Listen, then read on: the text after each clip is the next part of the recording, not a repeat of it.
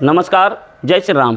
प्रिय भक्तों, कुंडली में ही नहीं हथेली देखकर भी आप जान सकते हैं कि आप राजयोग लेकर के पैदा हुए हैं या नहीं। और अगर आपकी हथेली में यह योग बन रहा है तो समझ लीजिए कि आप सफल और धनवान व्यक्ति बनेंगे। तो चलिए देखते हैं कि हथेली में राजयोग कहाँ बन रहा है। हस्तरेखा विज्ञान में हथेली में मौजूद कुछ चिन्हों को बहुत ही शुभ माना गया है। इन्हीं चिन्हों और रेखाओं को राजयोग का सूचक माना जाता है। जैसे शनि पर्वत पर त्रिशूल का निशान, अगर इनके साथ हथेली में भाग रेखा को चंद्र पर्वत से आती हुई रेखा छू रही हो तब इसका प्रभाव और बढ़ जाता है। व्यक्ति बड़ा अधिकारी बनता है। ऐसे व्यक्तियों को सरकारी क्षेत्र में मान सम्मान प्राप्त होता है। हथेली में हल और खड्ग यानी तलवार का निशान बहुत ही शुभ और राजयोग के समान फल देने वाला माना गया है। जिनकी हथेली में ऐसे चिन्ह होते हैं और धन सम्मान से युक्त होते हैं। हथेली में मंगल पर्वत ऊंचा हो, साथ ही मस्तिष्क रेखा सिरे पर दो भागों में बटा हुआ हो और सबसे कनिष्ठ उंगली लंबी होने की, सबसे छोटी वाली उंगली सबसे लंबी हो, तो यह संकेत देता है कि व्यक्ति राजयोग लेकर के पैदा हुआ है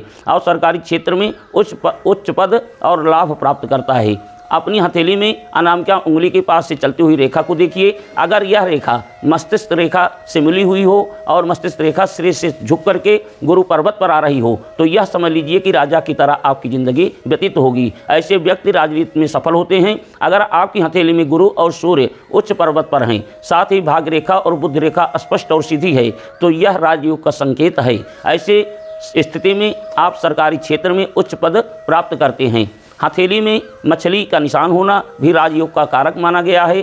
साथ ही छाता और मंदिर का चिन्ह होना भी शुभ फलदायी होता है। तो प्रिय भक्तों, इसी तरह के और वीडियो हम आपको देते रहेंगे। आप खुद अपनी हस्तरेखा देख करके जान सकते हैं कि आपका भाग्य कैसा है और कैसा रहेगा। नमस्कार, जय श्री राम।